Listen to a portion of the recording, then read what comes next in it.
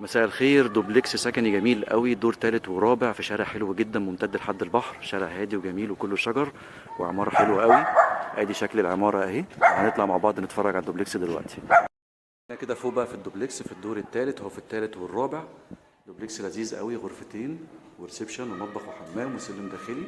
ده كده المطبخ، وادي هنا الباب من بره على طول السلم. ده الحمام، وادي ريسبشن من زاويه تانية. وهنا كده طبعا المطبخ واجهته معموله بالطوب الحراري. وادي السلم الداخلي، السلم مباني رخام. دوبلكس في الثالث والرابع، غرفتين نوم، مسجل في الجمعيه، في عداد كهرباء وفي اسانسير في العماره وفيها عداد ميه مجمع وحارس. ده هنا كده غرفتين النوم.